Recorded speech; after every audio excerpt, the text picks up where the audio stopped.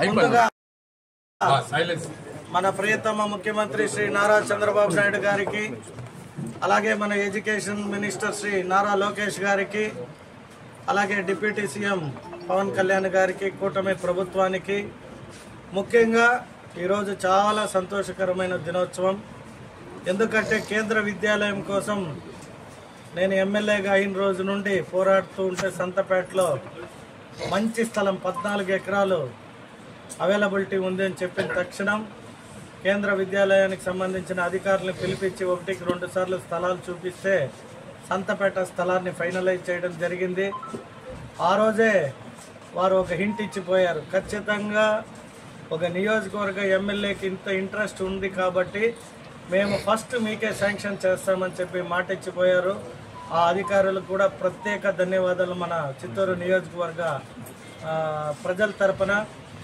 మరొక ఇంపార్టెంట్ విషయం ఏమంటే, మనకు ఆశ ఉండొచ్చు, ప్రజల కోరికలు ఉండొచ్చు, వాటన్నిటినీ తీర్చడానికి ప్రభుత్వంలో మంచి అధికారి అయిన మన కలెక్టర్ సుమిత్ కుమార్ గారికి ప్రత్యేక ధన్యవాదాలు. ఎందుకంటే మేము ఫాలోఅప్ చేసి కమిట్మెంట్ చేసి ల్యాండ్ చూపించి అయిపోయిన తర్వాత దాన్ని కంటిన్యూస్గా ఫాలోఅప్ చేసి చిత్తూరుతో పాటు కుప్పానికి కూడా, అంటే మన ముఖ్యమంత్రి నియోజకవర్గానికి కూడా కేంద్ర విద్యాలయం రావడం మనందరికీ హర్షణీయమైన విషయం ఇది.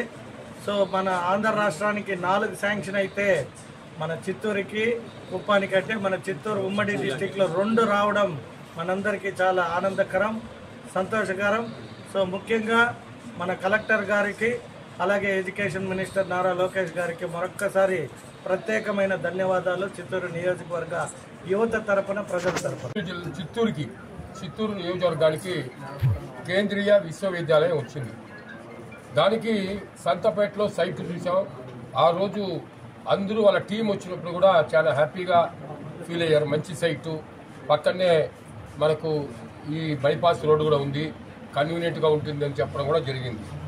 ఈరోజు అది కొంచెం డెవలప్ అయితే కేంద్రీయ విశ్వవిద్యాలయం నవోదయ స్కూల్ కూడా కన్వర్ట్ అవుతుంది. నవోదయ స్కూల్ అంటే హాస్టల్స్ ఉండాలి. ఇప్పుడు వచ్చిన ల్యాండ్ అంతా కూడా మన హాస్టల్స్కి సరిపడే ల్యాండ్ మన